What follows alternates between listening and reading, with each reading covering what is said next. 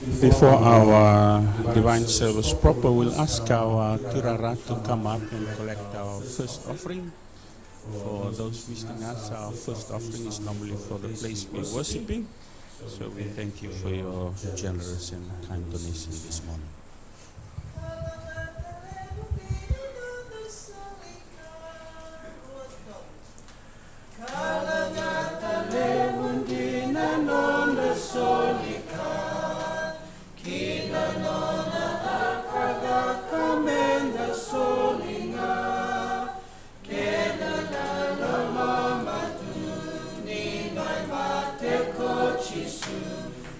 Sakaya otikina noda solika Kuani moraki ena no solika Loma solisa nandre vivendo solika Kewi lai lai walenga ena talenga bua Nona soli soli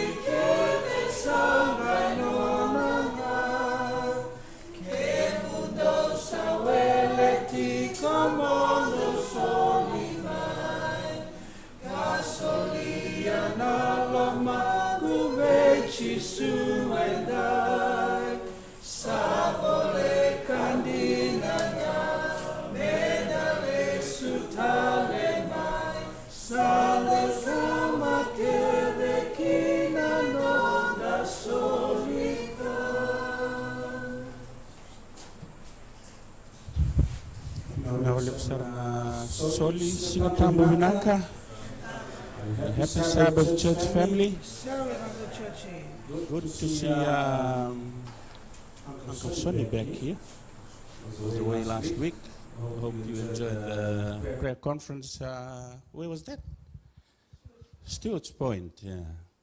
I think I've been listening to the messages that you posted. It was very challenging. So we recommend that anyone that, especially our young people, Daniel, go to that prayer conference. It's wonderful. But happy Sabbath, and first and foremost, we would like to welcome heaven amongst our midst, and we welcome the Holy Spirit. We pray that God will bless us as we listen to the man of God, Pastor Billy, who's here with us this morning. So a special welcome. Sorry we couldn't give you a Sulu this morning, Pastor, because the last time we were a Sulu in the baptism. So we welcome you again, Pastor, and thank you very much for being here today. We know that you have a busy end of the year and camp at Somerset for young people. And thank you for coming and share the word to us this beautiful Sabbath morning. It's not so hot like the last time you came, so we welcome you and thank you for being with us this morning. May God bless you as you share the message. To our regular members who are here this morning, welcome again to our service. Uncle Arda, all the way from Norfolk Island, welcome back. We were wondering where were you in Australia, but you went to South America. South America? Thank you for being here, Uncle Arda, and we welcome you back by God's grace and God's mercy. We pray that God will bless you. And to our visitors, or some, we don't want like to call you visitors, Mila family, the girls, and Fanny, but the Tirara put your name, so I have to welcome you as visitors again. Welcome, and we thank you for your presence this morning.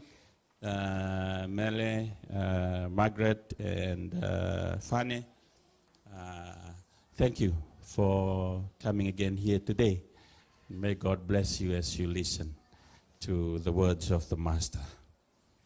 Kinabatal tingan turlot Cyril, Nabalebu Cyril, We can Nikolai Sirelitik. He's from the Neck family. He had to work in Australia. And we thank him for being so faithful to come here and join us every Sabbath. Kinda bagi Lot, Sireli and Matakanikua. Any other visitors amongst us that I probably miss? Oh, Tigabokwa. Ned? Oh, okay, you can take the phone, Ned. Just make sure it's not a work related.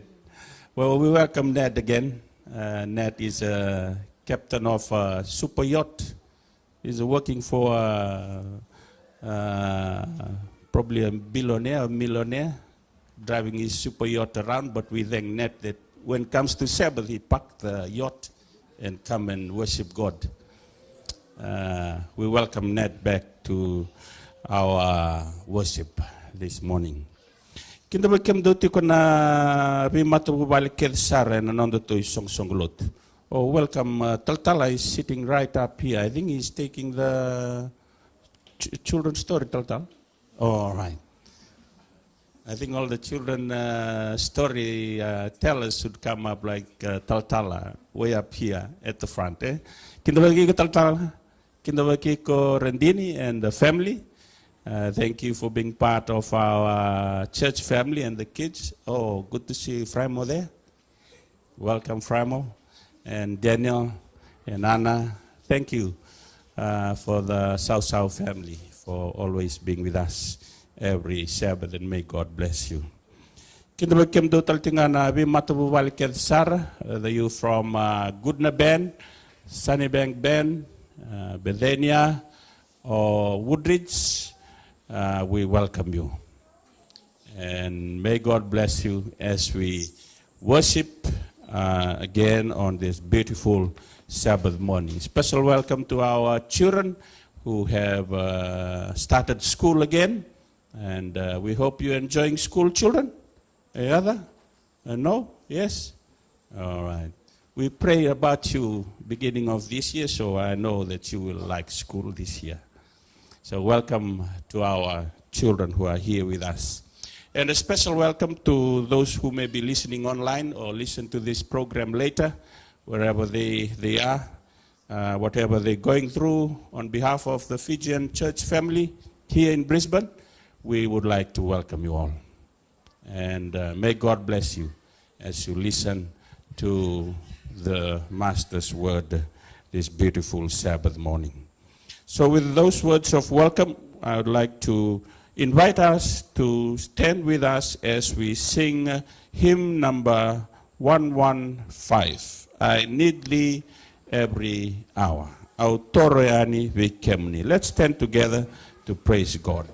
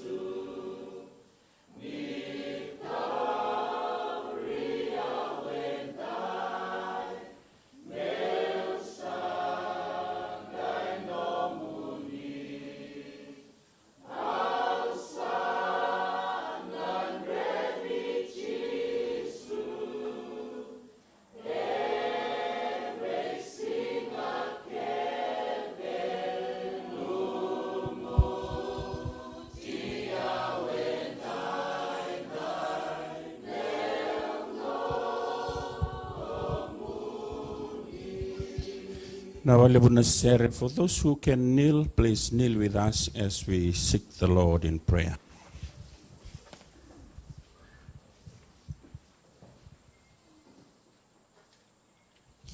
Kemnisakana tamaiki mami walomalang.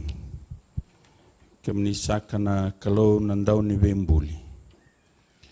Kemnisakana ne mami ulu watu na ne mami nrondro. Kemnisatu na ibure ni bakatengu. Kemnisakana ibakaruru. Kemami tegendur sakaturanga na kemniserau na kabendendai na matakendendai na alo iba binabinaka. Tuna saat yun ang ganiser kemami langata tiko me kemami toro yani kive kemuni. We need you every hour. Kemami langata tiko na mataka ni kuwa. Yun kandina na ni mami kalau na ni mami mbula tu ni kuwa sa kemuninga.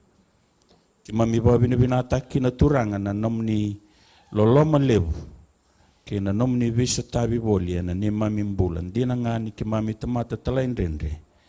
Iki mami saba binabinata katungana nomni loloma sa kau ti kemami mbula talemai kinandua na singa ni balidengu. Na sawa lebu turangan na non rembulan na ni mami bulangi na mataka ni kuwa.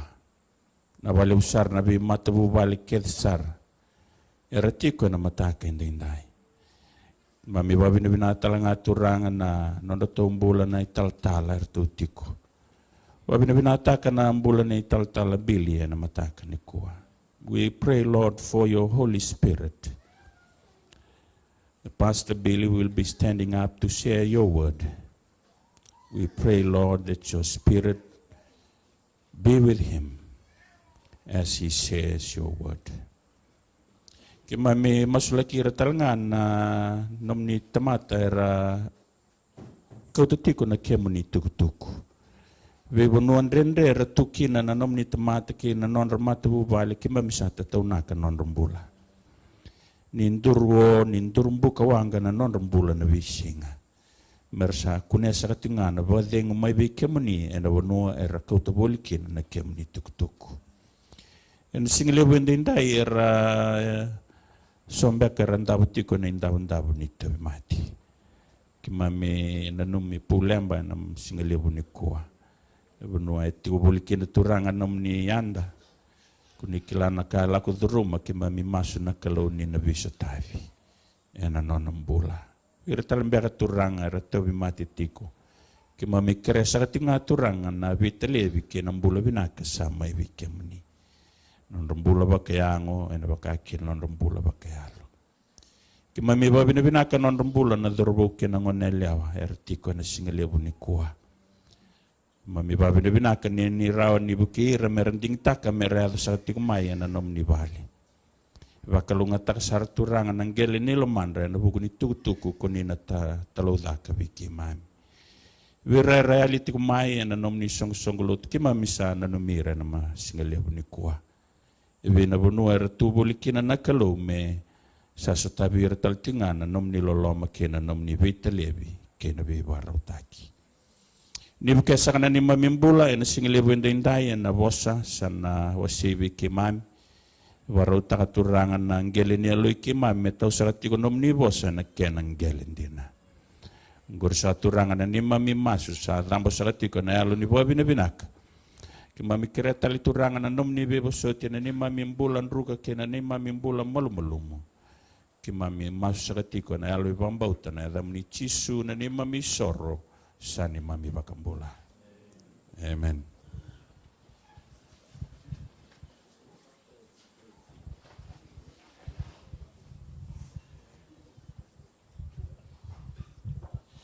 Okay, Pastor Wame is waiting here for all young kids, children. Please come up to Pastor Wame.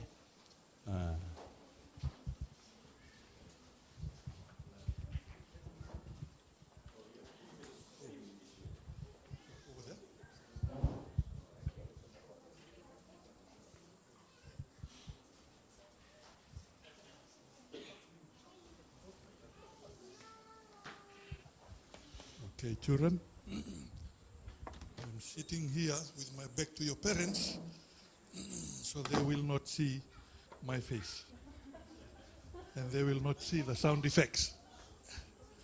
I'm more afraid of telling children story than preaching.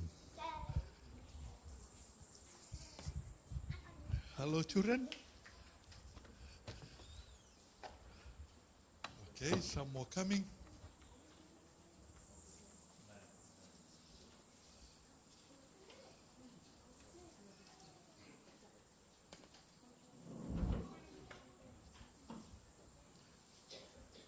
Good morning, children. You know, there are different kinds of touches. There is the kind of touch that's not so nice. What kinds of touch are not so nice? There is hitting. There is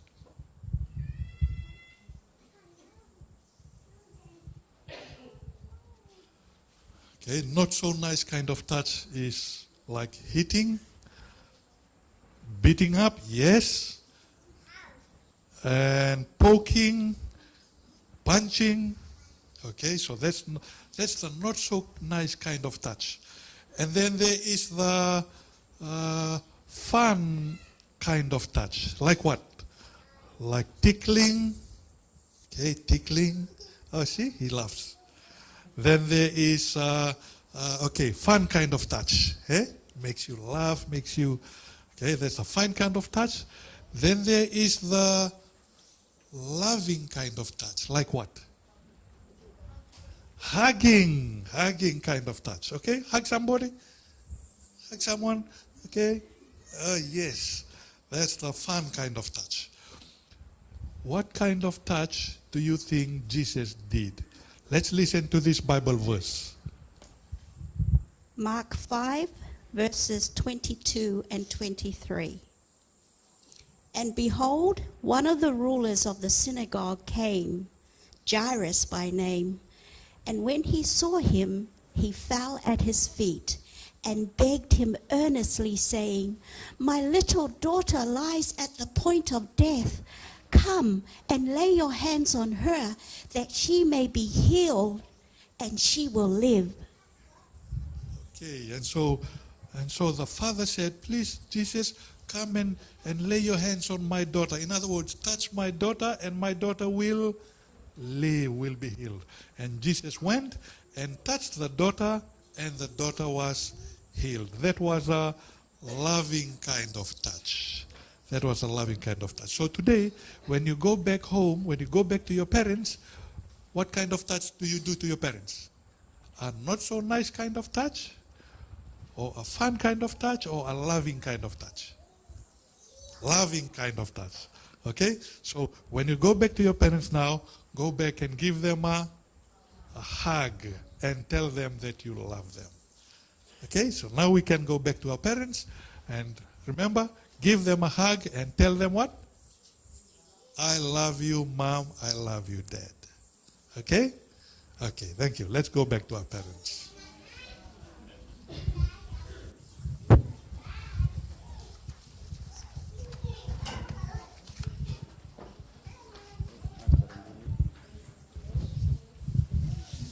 Naka Taltala and Randini for that wonderful lesson to our little ones.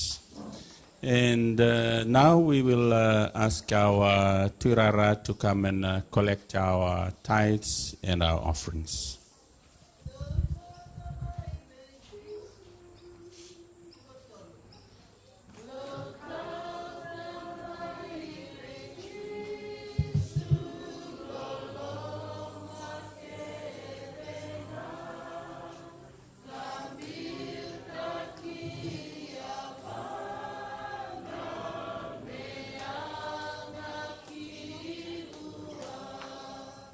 Sakaya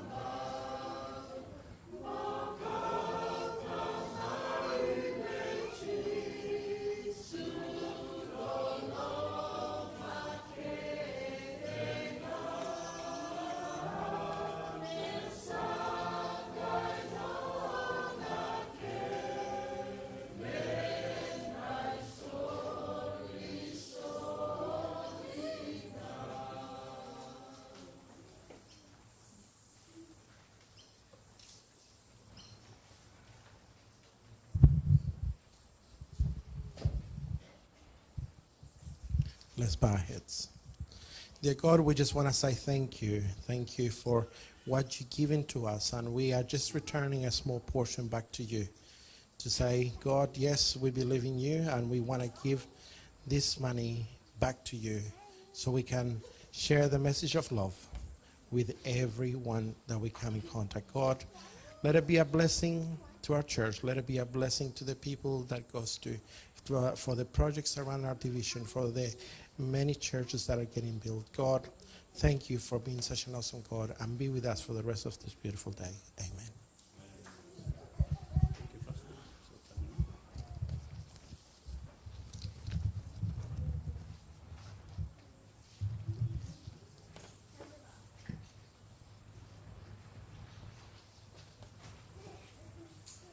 Good morning, church. Can you hear me? 1, 2, 3. Let's try. Good morning. 1. Try that. Oh, there we go. It wasn't on. All right. So today, I'm going to talk to you about a topic that maybe make you a little bit reflective, maybe a bit sad for you. So I want to start with a bit of humor. All right? Look, I'm going to talk to you about fear. Now, I want you to think about it. Fear. What are you afraid of? And what you're thinking about it, I'm going to show you a little video. Okay? And it's for you to have a laugh. God had a laugh. Jesus gave us the ability to laugh, to feel, to cry. This amazing God that we have is not a God that is just grumpy all the time or smiling all the time. He's with us. He's in joy. He's in sadness. He's with us every moment. Now, let's look at it, but think about it. What are you afraid of?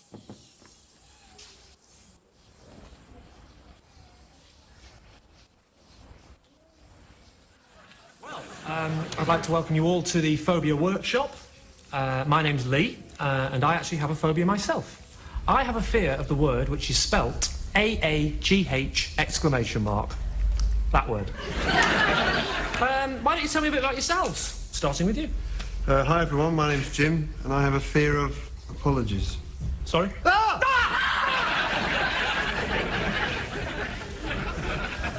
Oh, apologies. Yeah. Sorry.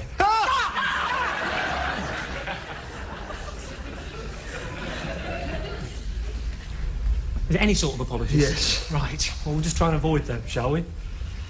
What's your problem? My name's Karen, and I have a fear of repetition. Oh, you have a fear of... I said it there, didn't I? Very, very... Okay. And you are? My name's Ronnie, and I have a fear of awkward silences. How long do these silences have to be? That was borderline, that one. Right. Let's try and keep the conversation flowing then, shall we? Hello, I'm Tim. Sorry I'm late.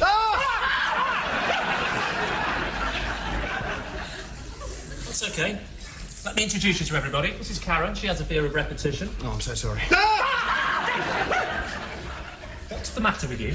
I bark at other people's phobias. I think I should have just dealt with you on a one-to-one basis. You're here now. My name's Lee. I have a fear of the word which is spelled A-A-G-H exclamation mark, that word. And this is Ronnie. She has a fear of awkward silences. All right, so we'll try and keep the conversation flowing then, eh? You said that earlier. Sorry.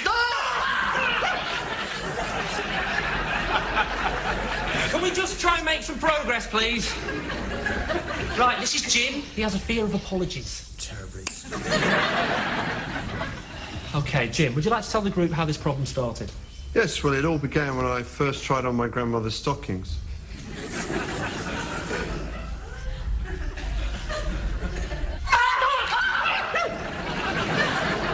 Sorry. Fears. They can be very peculiar. For example, some people get afraid about tiny little cockroach. I've seen people levitated, like jumping up in a chair because they see a little mice. A mouse, unless it's with you and in an enclosed area and you have no strength, it cannot kill you. But yet we see a little mice and we jump. I was talking about this subject in another church, and I asked, anybody has a weird something they're afraid of? And this man goes, you know what? I'm afraid of belly buttons. He's afraid of belly buttons. And his wife goes, yes, he is. Like, I always have to cover my belly button because, he gets really scared. And it's like, wow. How can we be afraid of things that are so insignificant? But it's real. What I'm afraid may be completely different to what you're afraid, but doesn't make it any different. If I'm afraid of something, it's the same reaction.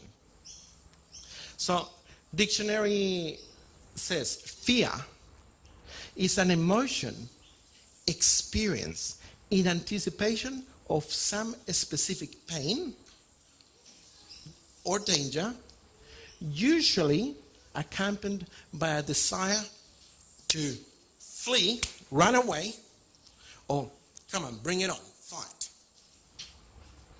So we have this, when you have this fear, you go into two modes. Either you stand your ground or get out of there. Fear. Is it real? Is it something that we should feel?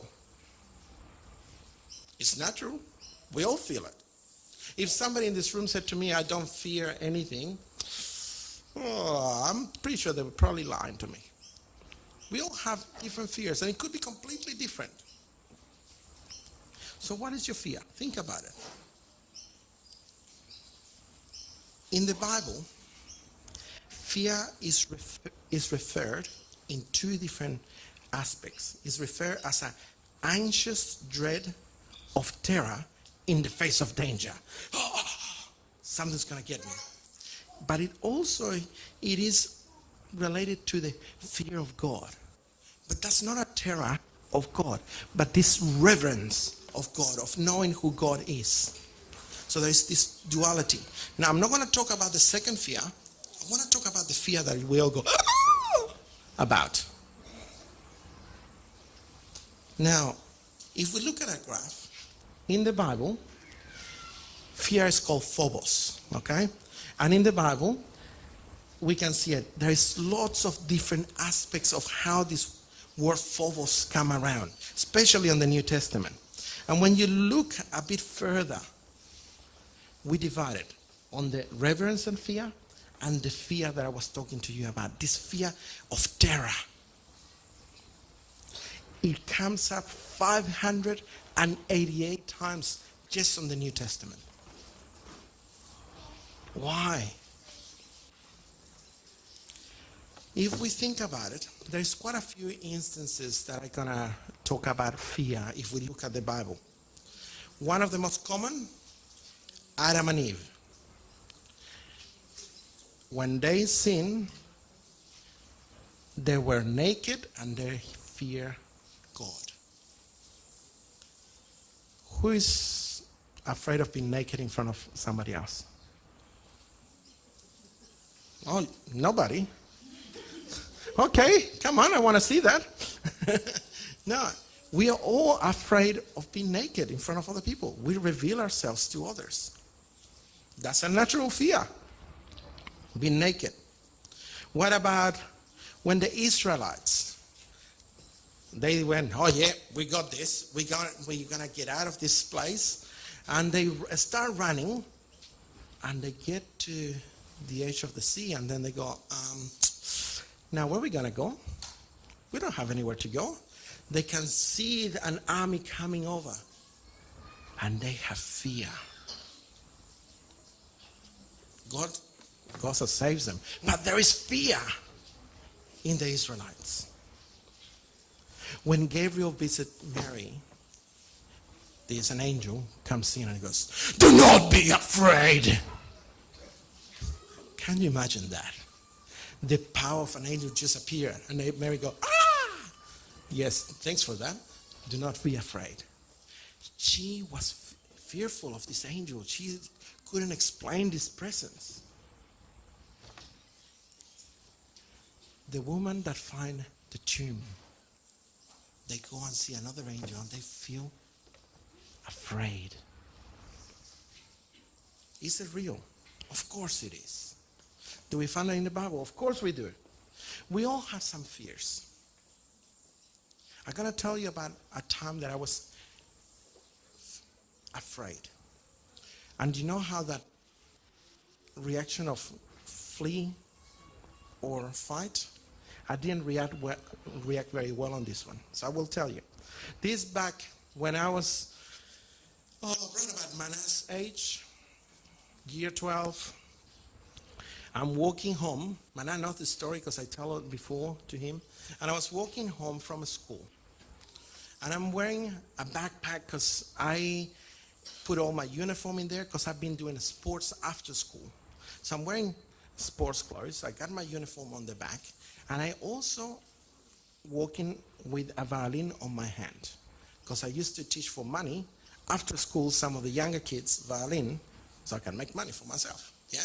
So it's like I got violin on the hand, got my backpack, and I wanted to take the bus, and I look at my wallet and I have no money. And I go, oh no, I have nothing. I look through it. Oh, come on, I have to walk home. Now it wasn't too far. It was only like 13 blocks, but it was a hot day and like backpack. And the last thing I catch the bus is cheap in Chile, so it's like okay, nah, I have nothing. All right, so I start walking. And as I'm walking, there is a highway that goes 6 cars one way, 6 cars the other way. And I'm just walking right next to it. And as I'm walking, all of a sudden, on the highway, a bus stops on the bus stop that is just a bit further ahead, right about 100 meters. And 2 men, get out of the bus. And you know when you go, oh, something is not right here. These guys look pretty dodgy. And I go, I'm in trouble. So the first thing I do, put my head down, and I just, not making eye contact, just ignore them. Just nothing is happening, just keep walking. And I'm walking, and then one guy goes and stands up from the bus stop on the seat that they were, and puts a knife and puts it on my throat. And then the other guy goes around and puts another one in the back of my kidneys. And they go, give us the lamp, if not we will kill you. And I go, what? Give me the lamp that you have in your hand, if not we will kill you. I go, and this me reacting badly to fear. Go, that's not a lamp. You're a silly man. I probably said something a bit more stronger than that. Please, sorry. And I said, that's not a lamp, that's a violin. Oh, you don't even have a clue what you're talking about. Oh, you're an ignorant. Blah, blah, blah, blah. And I start getting angry with this guy. And then, oh, give us your wallet. I go, why you want my wallet? And I reach over. I'm a student. I have no money. You want my student ID so you can go into nightclubs? I'm underage. You got nothing. There's nothing of value. And I open my wallet, and he goes, there's $5 in there. I go, if only I knew. I didn't see them. Okay, here it is, $5. And I put my wallet back on, and they're just looking at each other, and they go, give me your watch. And I go, sure, well, I don't care. And it's like, oh, it's all scratched. It's like, oh, well, you don't want it? I put it back. And they just look at each other, like with this. And I'm like, I don't know what I'm thinking. I'm telling you, I'm just being silly.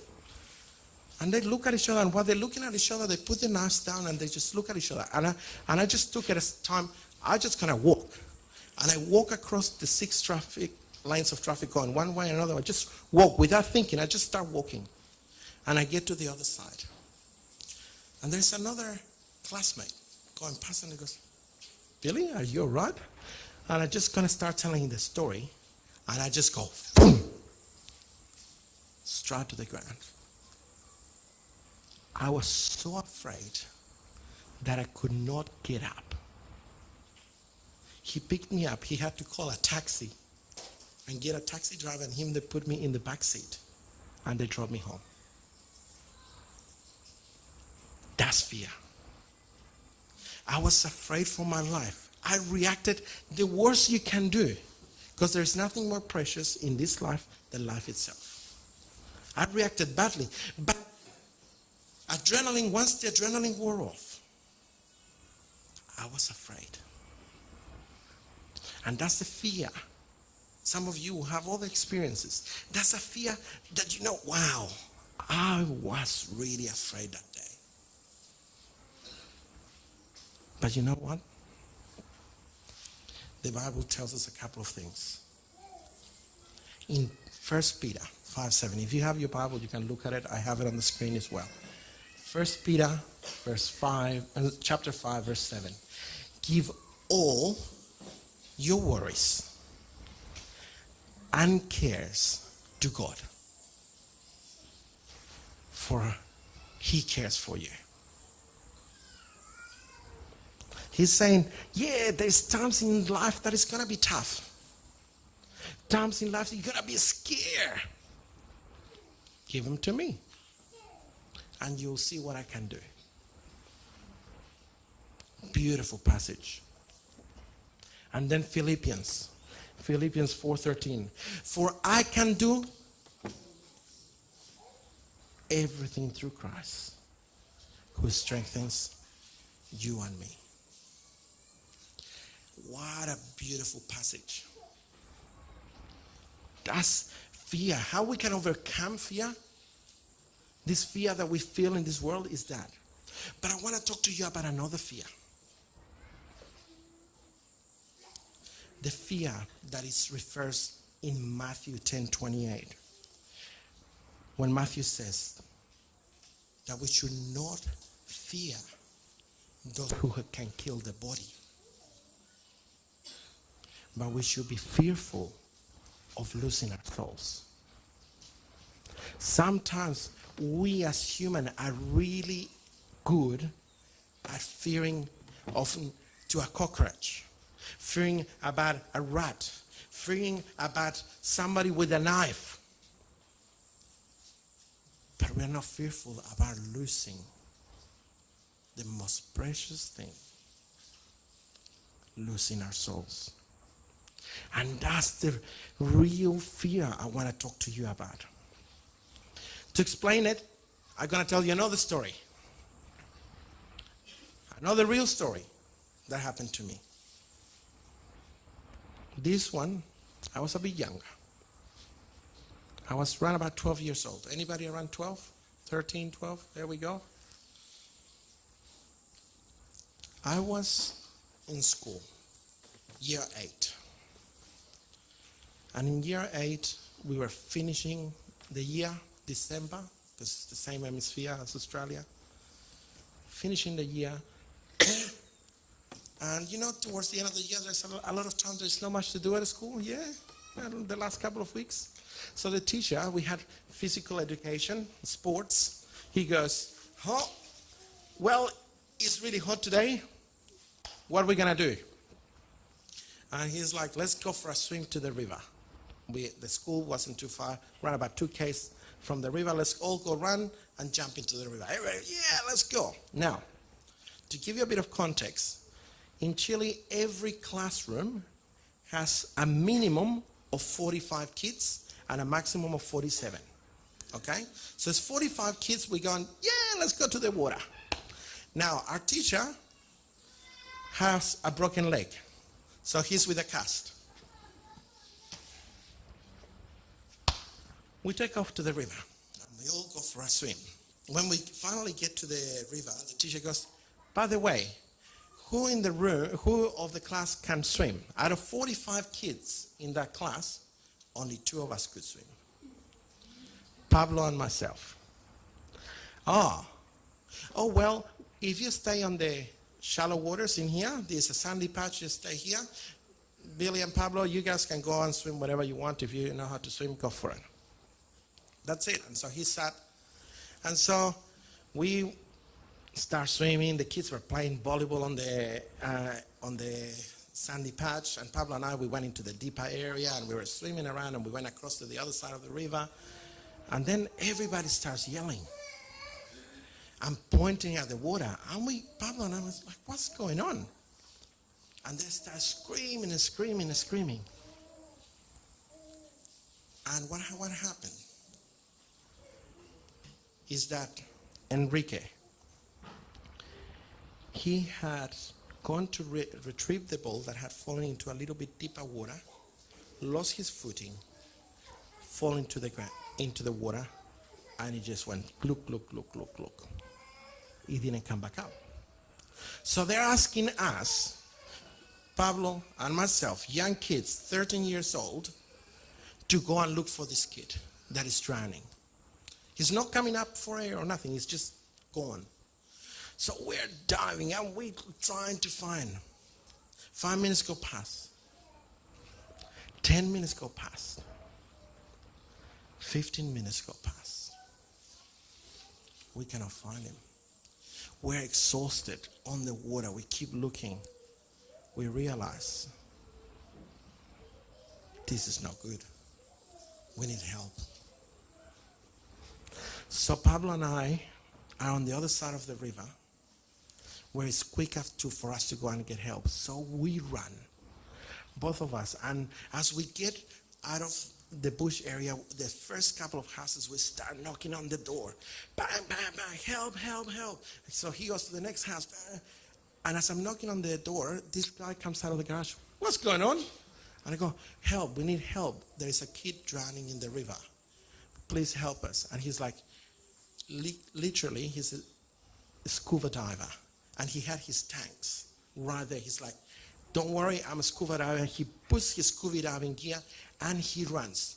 Pablo and I had zero energy. He just runs. We tell him where it is and he runs. So we kept trying, but we couldn't keep up with him. We get to the water, Pablo and I, and this guy's still looking for his kid. Another 5 minutes go past. Another 10 minutes go past. And then he gets out of the water and he gives his thumbs down. And he shakes his head. And he calls Pablo and I to help him. He had found Enrique. He was dead. We had to help him to get the body out of the water. We tried CPR, but we couldn't. We didn't know what to do. He was more over half an hour. He was dead. Blue as they get. For us, I remember that day. We were all in shock. We were all sad. How come Enrique, a kid that came to a Seventh-day Adventist school, is now dead? Now, a week later we had to go to his funeral. But I want to give you a little bit of perspective about Enrique and his mom. Enrique's mom was a single mother. For her, this young kid was all she had in her life. She did not believe in God. She did not believe in God. She wanted to put her kid in a Christian school so that way he will have good values. That way the kid will have good morals. That's all she wanted out of a Christian school. But we knew Enrique, and he loved God. He will sing like nobody else. He will just like be pumped up about God in school, in the things that we did that were God related in school. So we'll see. So when we went to the funeral, the class went to the funeral, and it was a big funeral.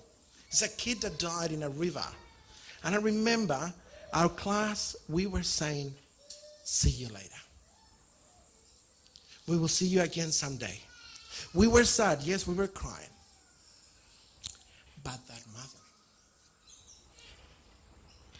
that was different. For that mother, she felt no hope. She had no assurance that we will ever see her kid again. She did not believe in God. The sobbing, the pain that you could see on that mother, that was real. And that's the thing that I remember most about that funeral, is the pain, the suffering on that mother. So what happens next is that we all saying goodbye. The funeral finished, and everybody grab a bit of dirt and put it on the coffin, on top of the coffin. And then once everybody's done that, they put more dirt with a shovel. And when that shovel went in, the mom jumped into the grave and started trying to open the coffin. She had no hope. She was in despair. And that's the real fear that I want to talk to you about. My fear is not having my kids with me in heaven. My fear is not to have my family, my friends, my church, even the stranger outside these walls. That's the real fear that I have. You know why I became a minister? It's not because of the fame, because you're not going to get famous being a preacher.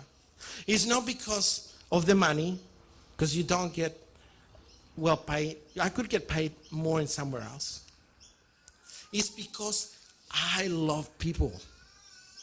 And I want as many people to go with me to live with God.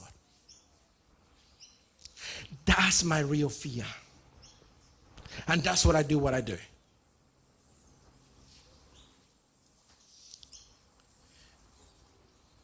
God is telling us there's going to be bad times. There's going to be good times. That's the river. Revelations 2 verse 14 says, He will wipe every tear from their eyes, and there will be no more crying, no more sorrow, no more pain, no more death. All these things are gone forever. We have to remember, we've been looking at Psalms on our Sabbath school lesson. We have to remember Psalms 27:1. The Lord is my light and my salvation. Who should I fear? The Lord is the stronghold of my life. Of whom should I be afraid? We shouldn't be afraid of anything in this world. We have the most powerful, most awesome God in our side. And if death come our way, too bad, so sad. It's not the end. It's just the beginning. It's just the beginning of a beautiful life with Christ in heaven. That's the awesome. That's an assurance of salvation that we all have. And that's what I want you to really think about. That God has given you salvation here today. You are saved. All you need to do is accept Him. Is accept the gift. God has given you the gift. And it's only for us to lose it. How? By maintaining a relationship with God, we keep that salvation. That salvation is by having a relationship with God of every day. Not just the seventh day, but every day when we're driving in the car, while we listen to music, praising God. By having a relationship that is not a stranger relationship. Oh yeah, I'm going to see you once a week. No, it's a relationship that is every day. You probably will see it with your best friend or with your wife, with your husband. You have a relationship that is every day, constant. That when something happens, you want to jump up with joy. You want to talk to them. When something wrong is going, the first thing you do is you want to talk to them. That's a relationship with God. When things are good, we say, God, awesome, thank you. When things are bad, God, please help me. That's a real relationship.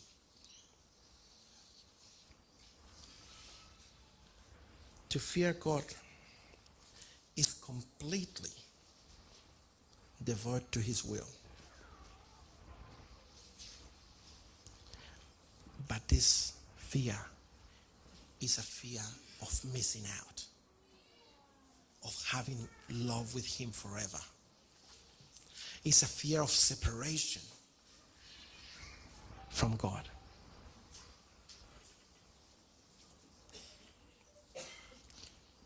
In 2 Timothy, verse 1 to 7, the Bible tells us that God did not give us a spirit of a coward. We shouldn't be afraid. We are not cowards. If you are Christian, you believe in God, you cannot be a coward. But rather, a spirit of power, love, and self-discipline. Man, if you have God, the creator of this universe, what do we have to be afraid of? Why do we have to be afraid of a cockroach? Why do we have to be afraid about that somebody wants to kill us? It's like, come on, doesn't matter. I'm going to live with God. So, it's nothing. We cannot be afraid of this world. Paul wasn't afraid of it. When he wanted to share the gospel with other people, was he afraid of the consequences? He just said it. He respected the law of the land. But he went and told everybody, you know what? God loves you. He's an amazing God. He didn't go, oh, you're not doing this very well. You're not doing that. Oh, you shouldn't be doing that on Sabbath. You shouldn't. No. No. He went and said, God loves you. Get to know him. Find about this God that is wonderful, that gives you eternal life. Once you get to know him, you're going to want to walk with him. You want to please him. You're going to stop trying to do all these things. You're going to try to stop doing drugs. You're going to stop drinking alcohol because you just want to have a relationship with him. Sometimes we start from the wrong end when we try to give our message. We say, oh, you should be giving out alcohol. You know, this is not good for you. It's bad for your health. And you know, this, that, and the other. And we tell them all the bad things about the alcohol rather than going, you know what? Even though that you are drunk, even though you're an alcoholic, God still loves you. And so should I. If I'm a Christian, I should emulate what Jesus did. He loves people while they were still sinners. Not when they were all nice and clean. Out of sin. While they're still sinners. So I'm going to love that person. I'm going to love that drunk. And show him through love who God is. And when he's ready, let the Holy Spirit work in their hearts to get rid of the power of Satan that has a stronghold on their lives. We cannot make him free. The Holy Spirit, God, Christ is the one that releases him from the grip of Satan. What we can do is show the love of God to others by loving them. So my challenge for you today. Who do you need to love more in your life? Is it your family? Is it your extended family? Is there somebody out there that in your extended family that you know you've been going, oh, they're just so bad, they're just so that I don't want to love them. I hate them.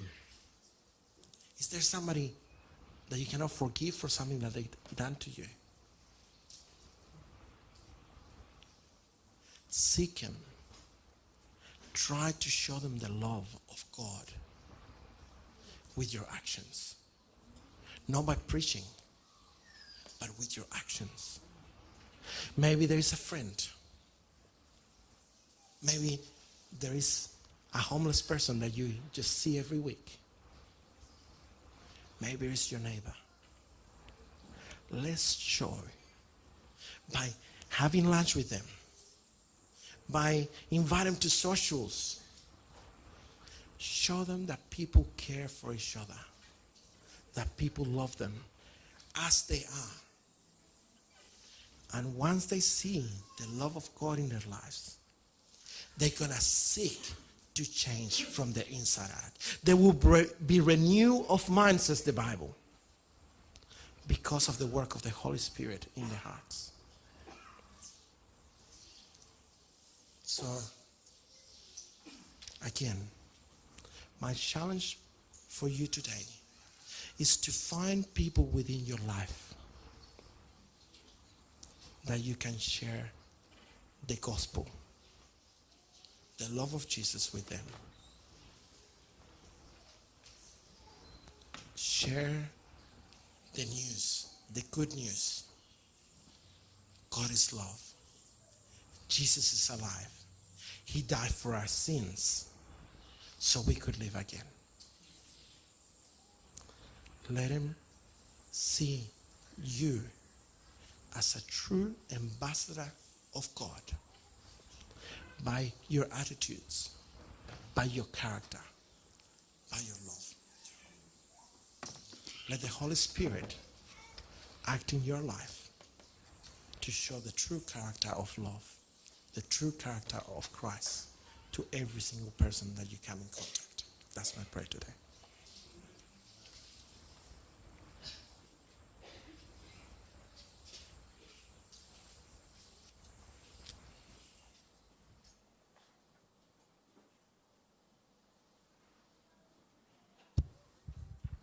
Thank you, Pastor Billy, for a wonderful and challenging message.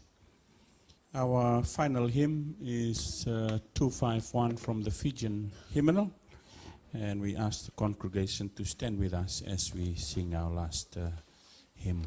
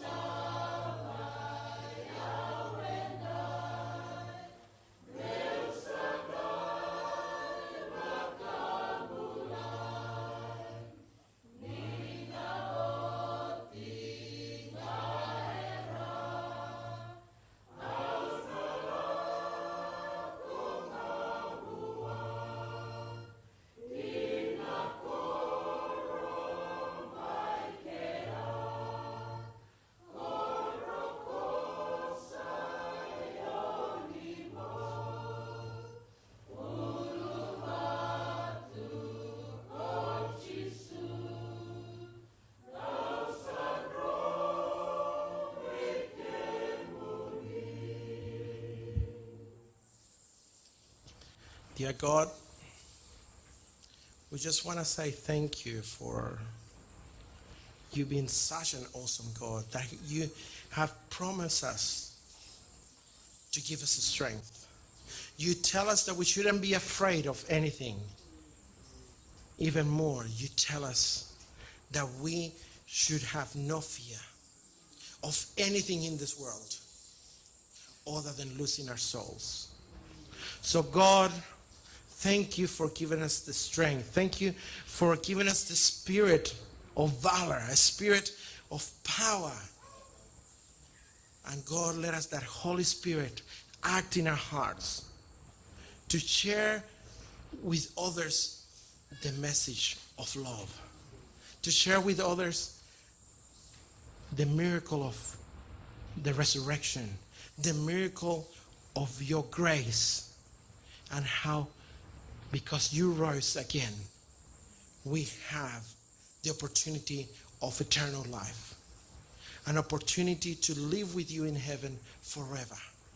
God, give us the Holy Spirit to tell all our friends, all our families, all our acquaintances, and be a true reflectors of your character, of a loving character to one another. God, let us be strong and let us have the right words to share your message, our message of love. Even while we're still sinners, you love us. Let us reciprocate that love to others. In the name of Jesus, we ask this. Amen.